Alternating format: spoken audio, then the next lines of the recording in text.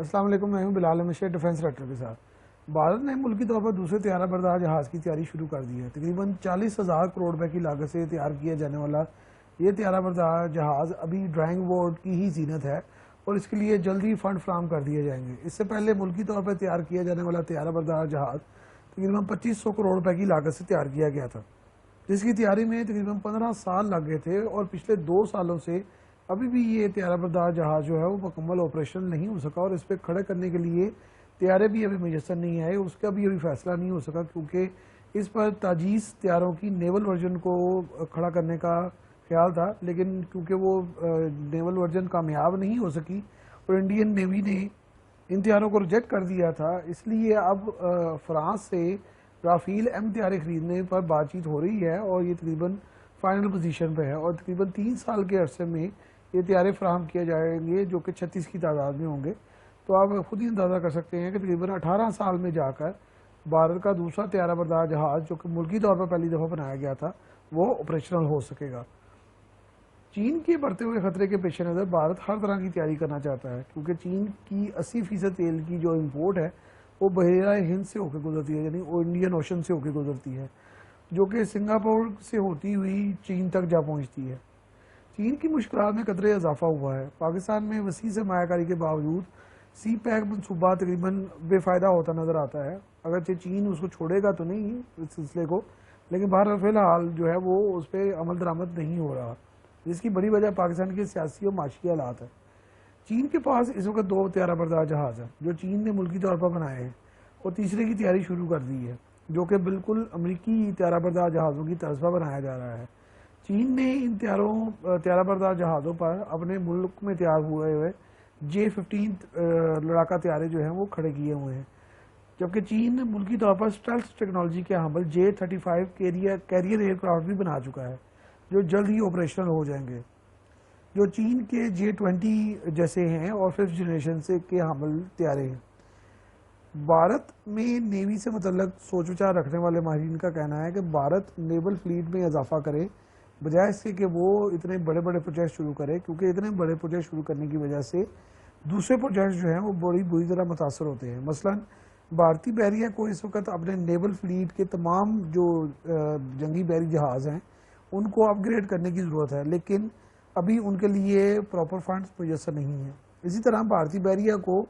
نئی روایتی آبدوزوں کی بہت ضرورت ہے، جو کہ ابھی اس کو میسر نہیں ہے، تو اس پہ بھی جو فنڈز ہیں وہ آلموسٹ اٹھ کر سارے کے سارے ادھر چلے جائیں گے، تو اس سے بھارت کی بحریہ کی جو تیاری کا جو سکیچ ہے وہ سارے کا سارا متاثر ہو کر رہ جائے گا۔ بھارتی آرم فورسز کے دیگر ادارے بھی اس طرح کے پروجیکٹ پر کی بڑی مخالفت کرتے ہیں۔ ان کا کہنا ہے کہ نیوی بہت بڑے پروجیکٹس لے کر آتی ہے اور سارا بجٹ ہی کھا جاتی ہے، جس کی وجہ سے ان کے لیے بڑا کم بجٹ رہتا ہے اور ان کو جو پیمنٹس ہیں وہ بڑی مشکل سے ہو پاتی ہیں۔ اس وقت بھارتی بحریہ کے پاس 2 طیارہ بردار جہاز ہیں جن کی مجموعی لاگت $5 ارب بنتی ہے، یعنی ان کو بنانے پہ $5 ارب لگے تھے، اور اس پر کھڑے طیاروں کی لاگت اور آپریشن کاسٹ اس کے علاوہ ہے، جبکہ نئے طیارہ بردار جہاز پر $6 سے $7 ارب کا خرچہ آئے گا، اور 36 رافیل طیاروں کی جو خریداری ہے اس پروجیکٹ پر خرچہ علیحدہ سے ہے، اور اس طرح یہ جو ٹوٹل خرچہ ہے طیارہ بردار جہاز پر وہ $10 سے $12 ارب جا پہنچے گا، جو کہ انڈین ٹیکس پیئر نے پے کرنا ہے۔ بھارت جو انڈو پیسیفک کمانڈ کا حصہ ہے اپنی بحری طاقت کو چین کے مقابلے میں لانا چاہتا ہے۔ چین نے اپنی بحری طاقت میں بہت تیزی سے اضافہ کیا ہے، اور اب صورتحال یہ ہے کہ امریکہ بھی اس سے پیچھے رہ گیا ہے، تو انڈیا کو یہ معاملہ کیچ اپ کرنے میں بڑا ٹائم لگے گا۔ اگرچہ امریکہ کے پاس 11 طیارہ بردار جہاز ہیں، لیکن چین نے ملکی طور پر حملہ آور اور دفاع کے لیے بہت وسیع پیمانے پر جو ہے وہ بحری جہاز، جنگی بحری جہاز بنائے ہیں، اور وہ بہت زیادہ اس کی وسیع پلاننگ ہے، جس وجہ سے بھارت کسی بھی کانفلکٹ میں چین کو کوئی بھی چیلنج جو ہے وہ نہیں دے سکتا، اور چین کی طاقت بھارت کے لیے مسلسل بہت بڑا خطرہ ہے۔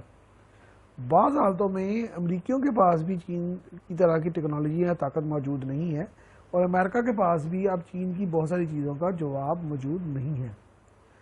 اسی لیے امریکہ نے بہت آرام اور بڑی یعنی کہ اچھائی اور بڑی تیزی سے انڈین اوشن میں انڈیا کو متحرک کیا تاکہ وہ پہلی ڈیفنس لائن کا کردار ادا کر سکے، اور جنگ اگر شروع ہو یا کوئی پرابلم ہو تو امریکہ کو فرنٹ لائن پر انڈیا کو بھیجنا ہو، نہ کہ خود جانا ہو، تو جو نقصان یا جو پرابلم ہوگی وہ پہلے بھارت کو ہوگی، اس سے کچھ عرصہ بعد انڈیا کو امریکہ کو ہوگی۔ بھارت کوشش میں ہے کہ وہ اپنی بحریہ کو تیزی سے ترقی دے تاکہ انڈین اوشن میں اس کی تھانے داری جو ہے اور کنٹرول مضبوط ہو سکے، جو عالمی طاقتوں کی محاذرائی میں بہرحال مشکل نظر آتا ہے، کیونکہ انڈیا کے لیے اتنی کوئی آسان گیم نہیں ہوگی اگر چین اس کے سامنے آ کر کھڑا ہو جاتا ہے، کیونکہ چین نے بہت سارے ممالک کے ساتھ اپنے تعلقات جو ہیں وہ بڑے اعلیٰ کر لیے ہیں، اور ان کی جو پورٹس ہیں ان پر ان کی رسائی بڑی آسان ہو گئی ہے۔ مثلا سری لنکا مکمل طور پر اس کو پورٹس فراہم کر رہا ہے، بنگلہ دیش انڈیا کی بیک سائڈ پہ مکمل طور پر چین کو جو ہے وہ اب جگہ فراہم کر رہا ہے، ساری اپنی بندرگاہیں۔ اب ایران میں بھی چین پہنچ رہا ہے تھرو افغانستان، چابہار تک جو ہے وہ اپنی رسائی حاصل کرنے کی کوشش کر رہا ہے۔ اس لیے مستقبل میں طیارہ بردار جہاز بنانا تو ٹھیک ہے، لیکن انڈیا کے لیے انڈین اوشن میں اپنی طاقت کو مضبوط رکھنا اور سپرمیسی کو برقرار رکھنا